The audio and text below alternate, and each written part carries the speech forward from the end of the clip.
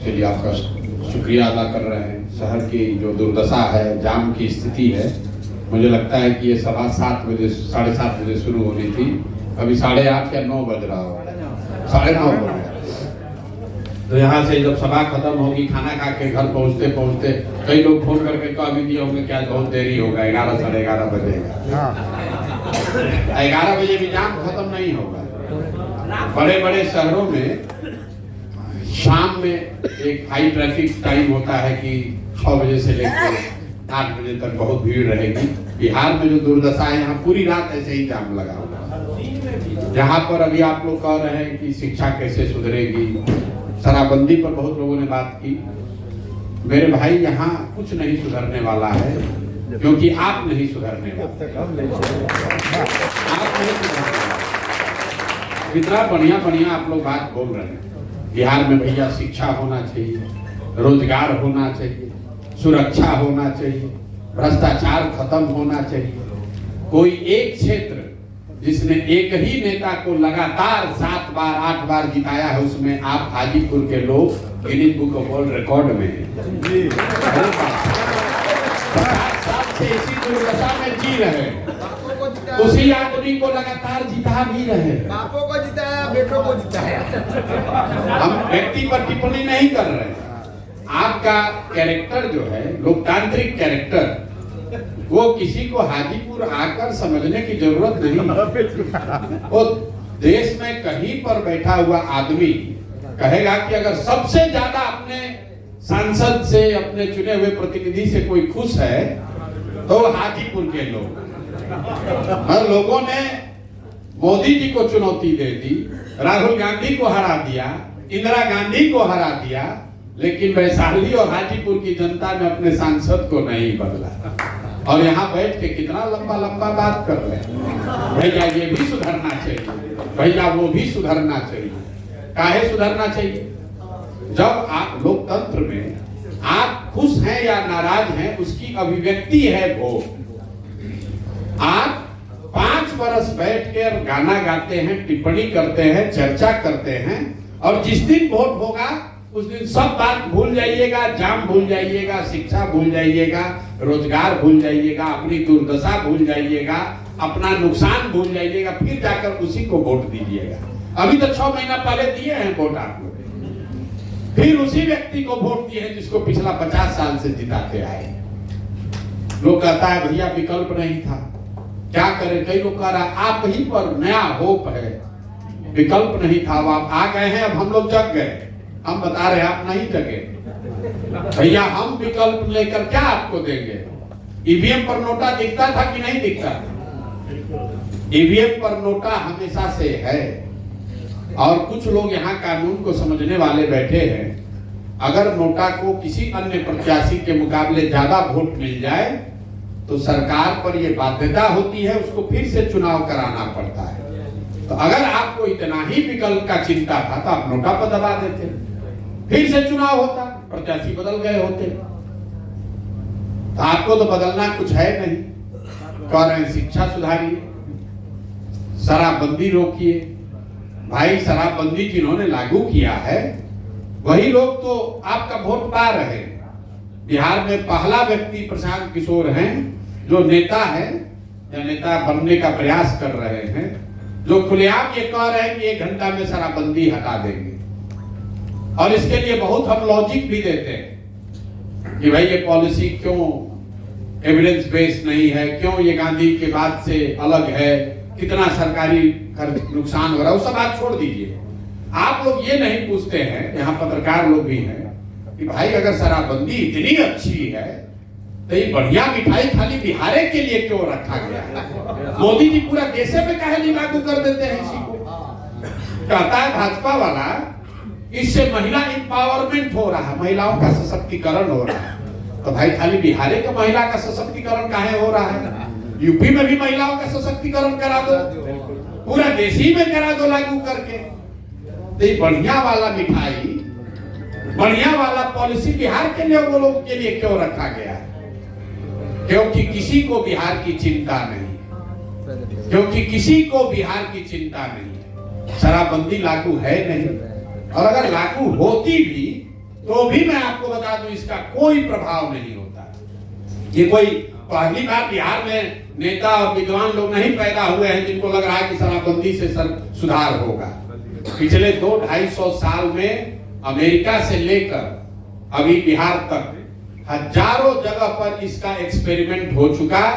लोगों ने, राष्ट्रों ने, राज्यों ने, समाज ने शराबबंदी लागू करने का प्रयास किया और एविडेंस बताता है कि इसका कोई लाभ नहीं है, क्योंकि पहली बात कि आप इसको लागू कर ही नहीं सकते। तो जब दुनिया में सब आदमी बेवकूफ है, मान लीजिए कि बिहार में तो पुलिस भ्रष्ट है, अमेरिका में काहे नहीं लागू कर दे? उन लोगों के पास तो 20,000 करोड़ का कमी नहीं है। अगर इसी से विकास होता तो अमेरिका में भी शराबबंदी लागू हो जाता, तमिलनाडु में भी हो जाता। शराबबंदी से कोई सीधा सरोकार विकास का नहीं है और इससे खाली नुकसान ही नुकसान है। 15-20 हजार करोड़ रुपया हर साल यहां से आपका हमारा नुकसान हो रहा है। पैसा जा कहां रहा है? ये पैसा जा रहा है अफसरों के पास, भ्रष्ट नेताओं के पास, सरकार शराब माफिया के पास। लोग कहता है कि गांधी जी कहे, यहाँ के नेता हैं तेजस्वी यादव, उन्होंने कहा ये प्रशांत किशोर गांधी का फोटो लगाए हैं और शराबबंदी हटाने का बात कर रहे हैं। हमने खुले मन से चुनौती दी है कि गांधी पर 5 लाइन का निबंध जैसे बच्चा सब लिखता है, 5 लाइन खड़ा होकर तुम बोल दो तब हम बात करेंगे तुमसे। भाई गांधी ने जीवन में कभी भी शराबबंदी को कानून के जरिए लागू करने की बात नहीं कही है। गांधी को जाकर पढ़ लीजिए और मैं खुली चुनौती दे रहा हूं। गांधी ने कभी भी इस बात को नहीं कहा कि शराबबंदी लागू करने के लिए कानून बनाया जाए। गांधी जी ने शराबबंदी को सामाजिक प्रयास के तौर पर बताया। जैसे कि उन्होंने कहा कि शाकाहारी होना अच्छी बात है। इसका मतलब ये नहीं है कि सरकार कहे कि जो जो मांसाहारी लोग हैं सबको जेल में डाल दिया जाएगा क्योंकि गांधी जी कहे। गांधी जी ने ये नहीं कहा था। गांधी बहुत बड़े आदमी थे, इस तरह की बेवकूफ वाली बात कभी नहीं कह सकते थे। उन्होंने ये जरूर कहा कि समाज को, सरकार को ये प्रयास करना चाहिए कि बहुत बड़े पैमाने पर लोग शराब का सेवन न करें। उन्होंने ये नहीं कहा कि कानून बना दीजिए। तो ये अदजल गगरी छलकत जाए जो गांधी को आधा पढ़ा या आधा पढ़ा भी नहीं, खाली सुन लिया, कहा गांधी के नाम पर लागू कर रहे हैं। कुछ लोग कह रहे हैं कि महिलाओं को इससे फायदा है। हम 5,000 गांव में गए और भाई साहब ने ठीक कहा, 8.5 लाख से ज्यादा इस मामले में शराबबंदी के कानून बनने के बाद 8.5 लाख से ज्यादा केस हुआ है। करीब 6.25 लाख केसों में कोर्ट्स ने कॉग्निजेंस ले लिया और करीब 1,23,000 लोग आज भी जेल में बंद हैं। 1,23,000 में 99% लोग वो बंद हैं जो सरकार, जो समाज के सबसे गरीब, दबे कुचले, वंचित, मुस्लिम, दलित है, जिसको कोई केस लड़ने वाला नहीं है, वही आदमी जेल में है। और जब उसके घर का कोई आदमी जेल में है तो उस घर की महिलाएं दर दर का ठोकर खा रही हैं, कोर्ट कचहरी में घूम रही हैं, थाना में जा रही हैं, उनका कोई एम्पावरमेंट नहीं है।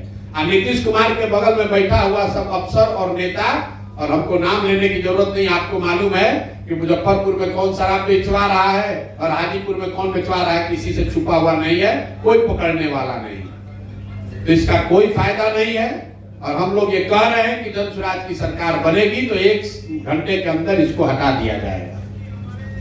और शराबबंदी का मान लीजिए कि एक बार बहस के लिए 1 मिनट फायदा है भी, तो अगर फायदा तो तब न होगा जब लागू कीजिएगा। ये तो लागू है कहाँ? शराबबंदी के नाम पर दुकान बंद है, होम डिलीवरी चालू है। और बिहार में बड़े पैमाने पर सूखा नशा, जो हम लोग कभी पंजाब में देखते थे, पहली बार वो लड़का जो बता रहा है सुलेशन की बात, बिहार के गांव-गांव में सूखा नशा फैल रहा है। और समाज को, हमको, आपको अभी अंदाजा नहीं है कि लंबे समय में कितना बड़ा नुकसान बिहार के लोगों का इस शराबबंदी की वजह से हुआ है। क्योंकि एक बार अगर बच्चों को नशे की लत लग गई तो वो प्रशांत किशोर बने या कि कोई दूसरा बने, वो सुधरने वाला नहीं है। जो क्राइम रेट बढ़ता जा रहा है वो क्यों बढ़ रहा है? अगर लड़के को सूखा नशा का आदत लग गया है तो किसी ना किसी को मारेगा ही मारेगा, पैसा नहीं रहेगा तो लूटपाट करेगा ही करेगा। तो शराबबंदी से बहुत लंबा नुकसान बिहार को हुआ है और आने वाले कई वर्षों तक समाज इसका खामियाजा भरेगा। इसलिए नहीं कि नीतीश कुमार ने लागू किया है, इसलिए कि जिस नीतीश कुमार ने लागू किया है उसको हमने आपने मिलकर बार बार जिताकर वहां कुर्सी पर बैठाया है। तो जो गलती जो बोइएगा वो काटिएगा, जो बोइएगा वही काटिएगा, दूसरा कोई उपाय नहीं।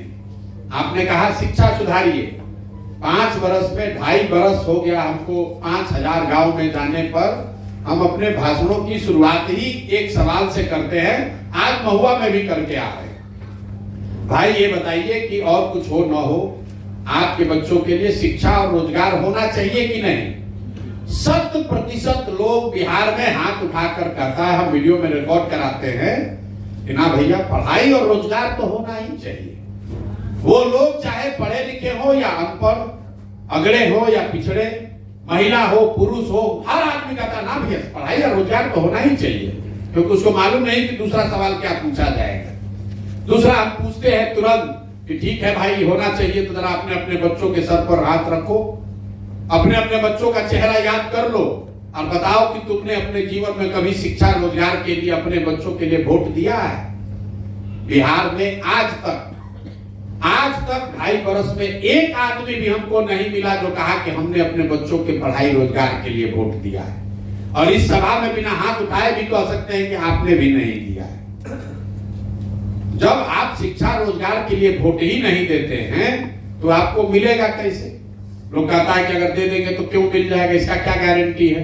बिल्कुल गारंटी है, क्योंकि आपने मंदिर के लिए वोट दिया तो मंदिर बना है, आपने 5 किलो अनाज के लिए वोट दिया है तो 4 किलो अनाज इसी बिहार में मिल रहा है, आपने बिजली के लिए नीतीश कुमार को वोट दिया तो चल माइक चले न चले बिजली बढ़िया चल रहा है, हमने वोट दिया सिलेंडर के लिए तो घर घर सिलेंडर बिहार में भी बटा ही है, आपने अच्छे सड़क के लिए वोट दिया तो ग्रामीण सड़क की हालत भले खराब है, नेशनल हाईवे जरूर बिहार में बना है, आपने अपहरण रोकने के लिए वोट दिया तो बिहार में इसी बिहार में कानून व्यवस्था कितना भी खराब है अपहरण रुक गया है, आपने गुजरात के विकास का कहानी सुनकर वोट दिया तो गुजरात में विकास हो रहा है, आपके हमारे बच्चे गुजरात में नौकरी मजदूरी कर रहे हैं। लोकतंत्र में आप ये समझिए, आप किसको वोट देते हैं इसका कोई महत्व नहीं है, वोट किस बात के लिए देते हैं इस बात का महत्व है। जिस लालू जी के जंगल राज की आप बात करते हैं कि सबसे खराब सरकार लालू जी का था, लालू जी के राज में भी कुछ मिले या न मिले, सड़क बिजली पानी नहीं मिला, लोगों को रोजगार पढ़ाई नहीं मिला, लेकिन लालू जी के भी राज में जिस आवाज और सम्मान के लिए गरीबों ने, दलितों ने, पिछड़ों ने उनको वोट दिया था, समाज के उन वर्गों को आवाज और सम्मान मिला। जो लोग बिहार की राजनीति को जानते समझते हैं वो ये मानेंगे कि लालू जी के उस राज में जो गरीब था, पिछड़ा था, वंचित था, उसको समाज में खड़ा होकर बोलने का अधिकार सम्मान मिला है।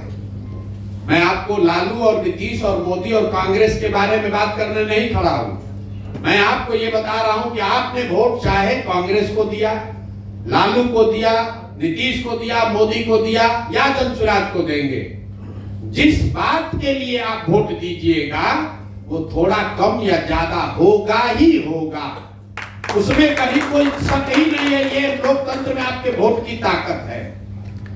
लोग इसको छोड़कर दिन रात इसमें लगे हैं किसको वोट दें। अगर आपको लग रहा है जनसुराज को वोट देंगे सब सुधर जाएगा, हम आपको कहते हैं कुछ नहीं सुधरेगा।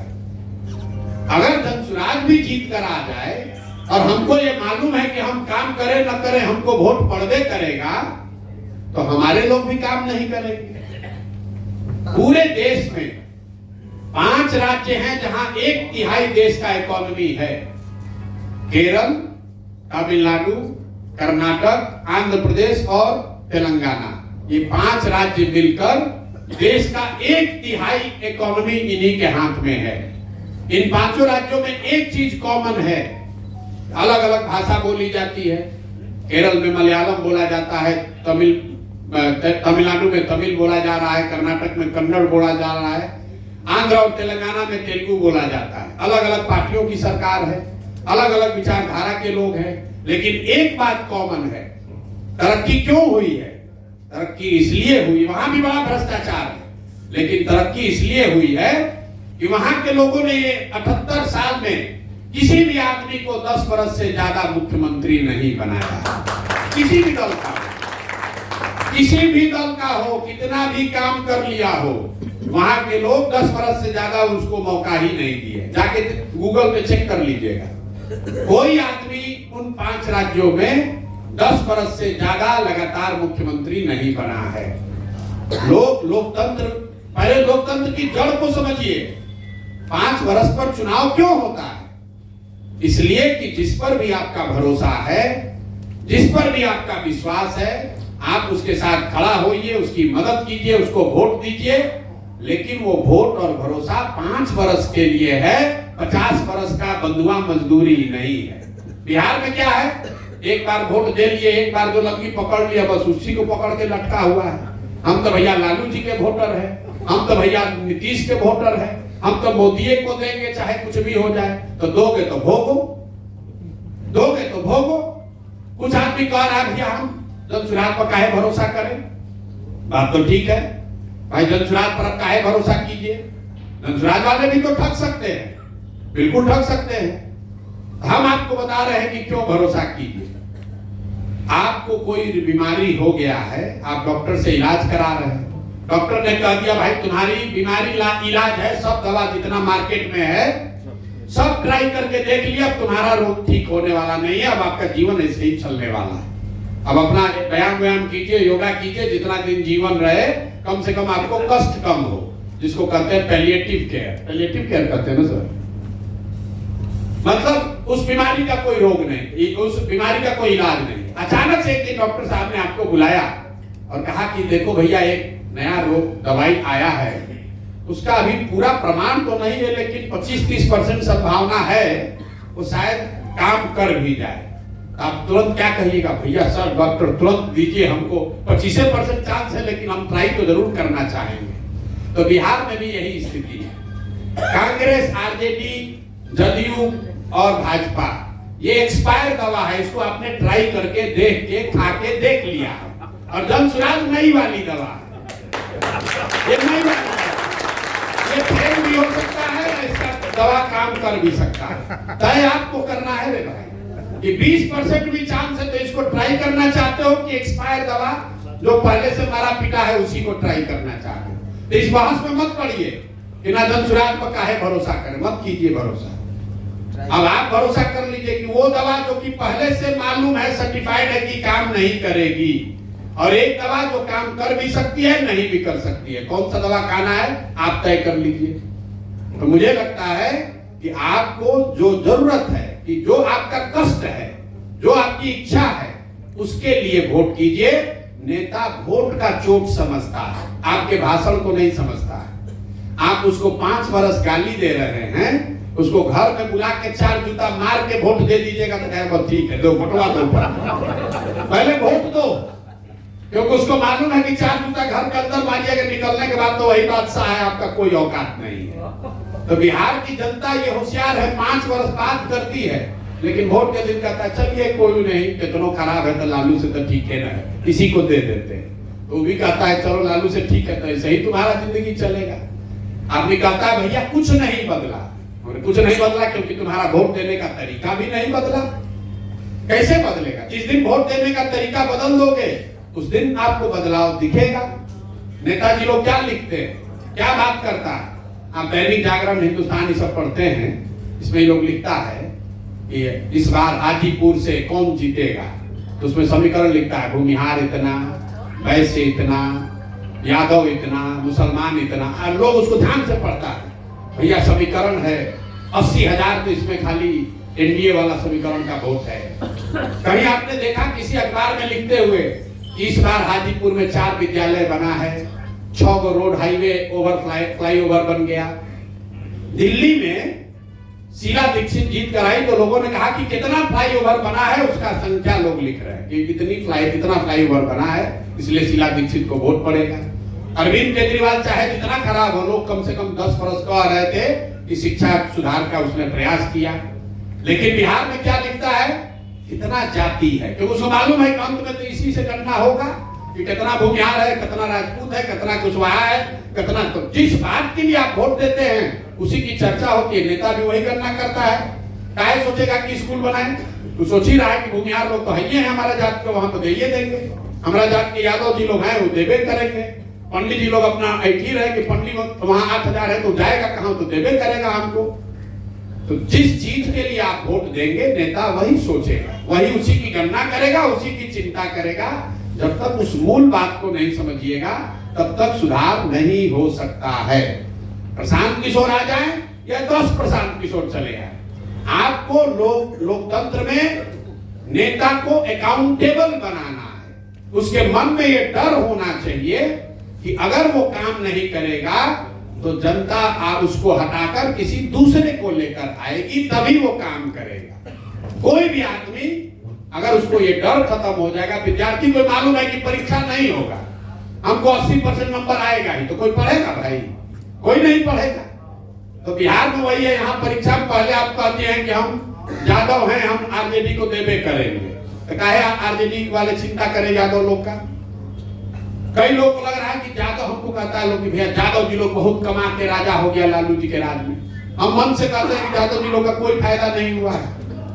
अरे फायदा लालू यादव के परिवार को हुआ, उस आरजेडी से जुड़े हुए यादव नेताओं का हुआ, उन नेताओं से जुड़े हुए ठेकेदारों का, वर्करों का हुआ। यादव समाज का फायदा नहीं हुआ। अगर आपको ये लगता है कि हमारे जात का आदमी बैठ जाएगा तो फायदा होगा, तो आप यादव जी लोग का एग्जाम्पल ले लीजिए। अगर लालू जी के राज में यादव समाज का भला हो जाता तो कम से कम 17% आबादी तो बिहार का धनी हो गया रहता। 17% आदमी तो पढ़ लिख कर राजा हो गया होता। पिछला 75 साल में कौन जात है जिसका मुख्यमंत्री अभी नहीं बना है? अपना अपना जाति का भी लोग कल्याण कर दिए होते तो 50-60% बिहार का भलाई हो गया होता। आज भी यादव समाज के लोग भी 5% 12वीं क्लास पास कर रहे हैं, उनपे कोई सुधार नहीं है, कोई सुधार नहीं है। हाँ, सुधार यह है कि उनको आवाज लालू जी ने दी, आवाज उनके पास है, इसके लिए उनका लालू जी को धन्यवाद मिलना चाहिए। तो सिर्फ जाति का आदमी अगर मांझी जी बन गए तो क्या सारे मुसहर पढ़ लिख कर होशियार हो गए? ये नहीं हो सकता है। लेकिन आप भी यही चाहते हैं, लोग को मिलता है तभी हमारे जाति को रिप्रेजेंटेशन दीजिए। आपके जाति के रिप्रेजेंटेशन की बात होनी चाहिए, लेकिन सिर्फ जातियों का रिप्रेजेंटेशन हो जाने मात्र से आपका जीवन नहीं सुधरेगा। आपका जीवन तो तब सुधरेगा जब गरीबी से निकलने के जो 3 आधारभूत मूलभूत बात है, आपके पास शिक्षा हो, या आपके पास जमीन हो, या आपके पास पैसा पूंजी हो। दुनिया में चौथा कोई रास्ता नहीं है गरीबी दूर करने का। उसके बाद जाकर गोली चला कर अपहरण करते हैं तो अलग कहानी है।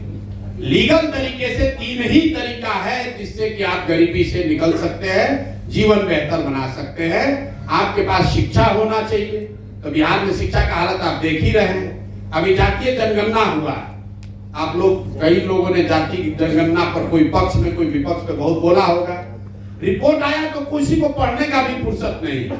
आपको बता रहे हैं 78 साल के बाद 3% दलित ही बिहार में 12वीं क्लास पास कर रहे हैं। उसी रिपोर्ट में लिखा है, हमारा रिपोर्ट नहीं है। जो जाति जनगणना लोग कराए हैं, 3% दलित 12वीं क्लास पास किया है। करीब 6.75%, करीब 7% मान लीजिए, 7% अति पिछड़ा समाज के लोग 12वीं पास किए। और पूरे बिहार में जो अपने को फॉरवर्ड जनरल कैटेगरी जो भी समझ लीजिए, टोटल 15% आदमी ही यहाँ 12वीं क्लास पास करता है। तो कौन सा तोप मार लेगा भाई? लोग आरक्षण के लिए लड़े जा रहे हैं, मरे जा रहे हैं, कौन लेगा कौन लेगा?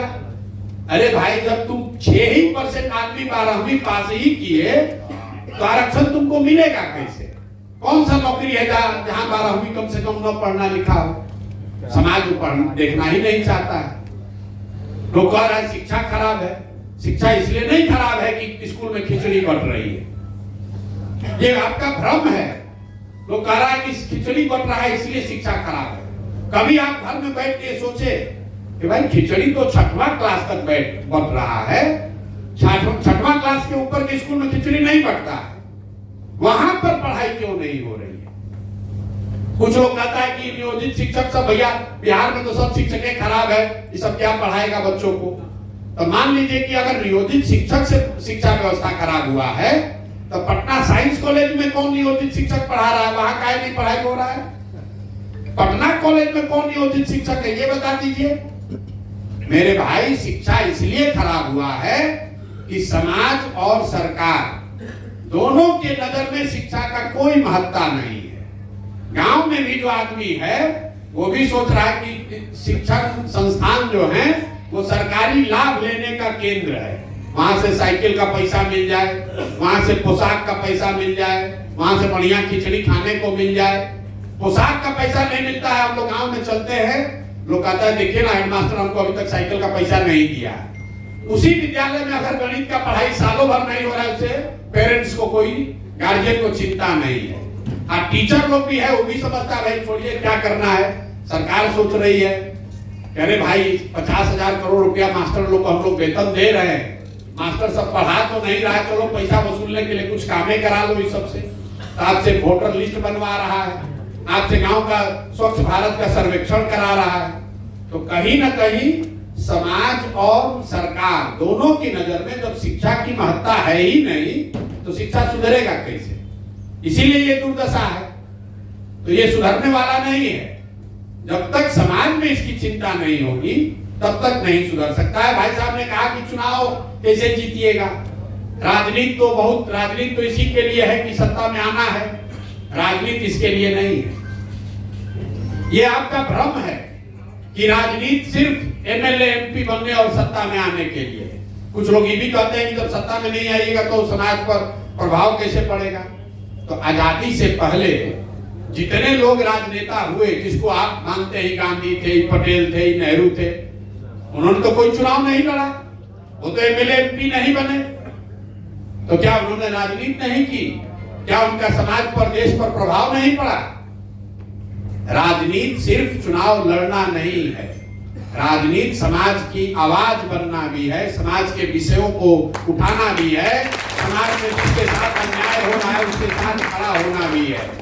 तो हम यहाँ सिर्फ चुनाव लड़ने नहीं आए हैं, चुनाव तो लड़ना ही है, लेकिन सिर्फ चुनाव के लिए जब आप राजनीति करते हैं तो विशुद्ध तौर पर यही कहिएगा, आपको मालूम है कि शराबबंदी खराब है, फिर भी कहिएगा नहीं महिला का वोट लेना, इसलिए चुपचाप लगाए रहे। आपको मालूम है कि भूमि सुधार लागू होना चाहिए, लेकिन सोचिएगा नहीं सवर्ण इससे नाराज हो जाएगा, इसलिए नहीं बोलेंगे। इसीलिए जन चुनाव में हम लोग कहते हैं कि एक संकल्प लिया है कि वोट मिले या ना मिले, बात जो सही समझ रहे हैं वो बात समाज के सामने रखेंगे। आपको अच्छा लगे तो मानिए, और ना अच्छा लगे तो कुछ लोग सुनते सुनते अब कह रहा है कि ना बात तो बहुत बढ़िया कह रहे हैं, लेकिन बिहार में होने में समय लगेगा, अभी 2-4-5 वर्ष भैया मेहनत करना पड़ेगा। लोग आता है हमसे दौड़ के कहता है भैया बहुत आपसे प्रभावित हैं, हिम्मत मत हारिएगा, लगे रहिए, 2-4-5 वर्ष में जरूर होगा। उसको ऐसा लग रहा है कि हम हिम्मत हारने वाले हैं। मेरे भाई तुम अपना दुर्दशा देखो कि अभी 30 वर्ष से कुचाते अभी मन नहीं भरा है, कह रहे हो कि 5 वर्ष और कुचाए तब जगेगा। आप कह क्या रहे हैं? यही तो कह रहे हैं। अरे प्रशांत किशोर के जीवन पर इससे क्या फर्क पड़ना है? हमको एमएलए बन के बालू का ठेका थोड़े ना लेना है, 5 वर्ष और सही। आप हमको आकर कह रहे हैं और बहुत भले मन से कि भैया बहुत अच्छा काम आप कर रहे हैं, लगे रहिए, हिम्मत मत हारिएगा, 5-10 वर्ष लग सकता है, हम लोग सब आपके साथ हैं। अरे भाई हम तो 5 साल लगे रहेंगे, 10 साल लगे रहेंगे, तुम 10 साल में और कितना रसातल में जाओगे तुमको पता चल रहा है।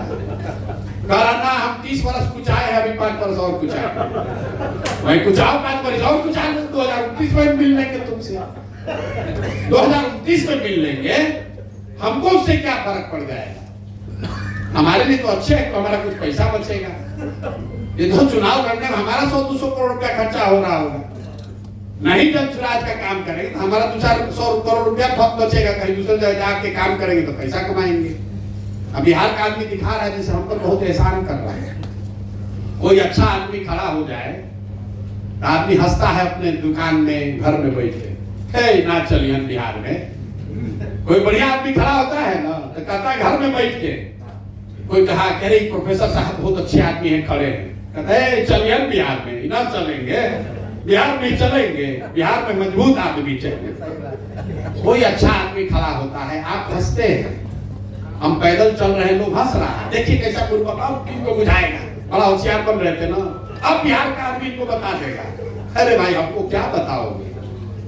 जो आदमी एक तरह से नरक का जिंदगी जी रहा है वो हमको बता रहा है कि ये न चलेंगे। मेरे भाई कई बार जब अच्छा आदमी खड़ा होता है, कोई अच्छा प्रयास होता है, आप उसमें शामिल नहीं होते हैं, आपको लगता है कि उस प्रयास का नुकसान है, प्रयास करने वाले का नुकसान है।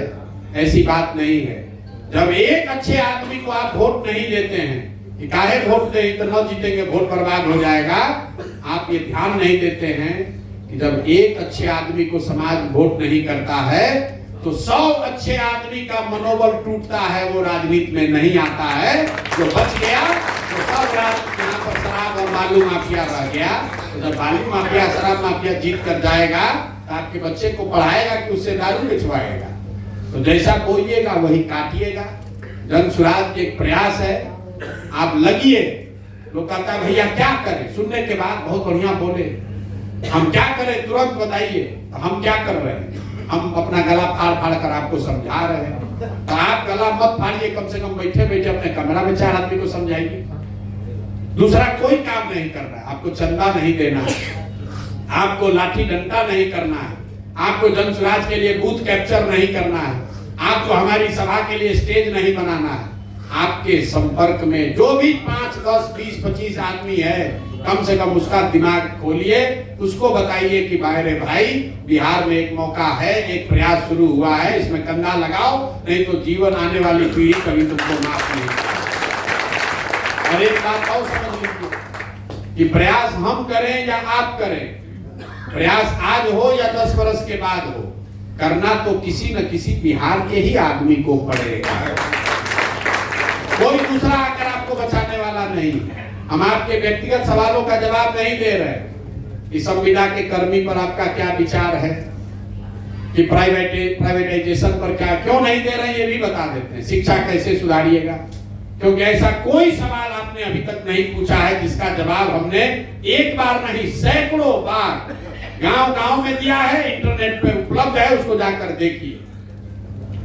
आप अपने आप को प्रबुद्ध बताते हैं, आपको इतना भी नहीं फुर्सत है कि जाकर जन सुराज के बारे में देखें कि प्रशांत किशोर खाली बोल रहा है कि कुछ इसके बाद में दम भी है कि पलायन कैसे रोकेगा। पलायन रोकने के लिए रोज रोज कम से कम 10 मिनट 15 मिनट डेली हम उसका जवाब देते हैं, उसका पूरा ब्लूप्रिंट खाका समझाते हैं कि कैसे 1 साल में बिहार में पलायन बंद कर दिया जाएगा। और आपको वो भी फुर्सत नहीं है। लोग कह रहा है भैया बिहार में जो जन सुराज का चर्चा तो हो रहा है, लेकिन अभी खेत खलिहान अनपढ़ लोग जो है वहां तक बात नहीं पहुंची है। हम आपको बता रहे हैं, उसका कोई चिंता करने की जरूरत नहीं। 5 करोड़ लोग बिहार में ऐसे हैं जो हर महीने मोबाइल पर आते हैं, इंटरनेट पर, यूट्यूब पर, फेसबुक देखते हैं। अगर 5 करोड़ आदमी जो इंटरनेट पर उपलब्ध है वो भी देख ले, समझ ले और आधा आदमी भी जाकर वोट कर दे, उससे भी बिहार बदल जाएगा। आप मजदूर का चिंता मत कीजिए। लेकिन यहाँ पर बैठा हुआ आदमी देख लीजिए, आपके पास तो इंटरनेट है, आप तो अपने आप को राजनीतिक तौर पर सचेत मानते हैं और आपको नहीं मालूम है कि जन सुराज में शिक्षा को सुधारने के लिए क्या कहा जा रहा है, पलायन को रोकने के लिए प्रशांत किशोर ने क्या प्लान बताया। इसीलिए बहुत जमाने पहले मैं बुद्धिजीवियों की मीटिंग में एक कोट है, रोज कहता हूं। प्लेटो ने कहा, if you do not participate in democracy be ready to be ruled by your inferiors. अगर आप समाज में, राजनीति में जागरूक नहीं बनिएगा, उसमें भागीदार नहीं बनिएगा, तो ये लिख कर रखिए कि कोई मूर्ख आदमी राजा बनकर आप पर शासन करेगा। राजनीति में भागीदार बनने का मतलब ये नहीं है कि हर आदमी चुनाव लड़ने लगेगा।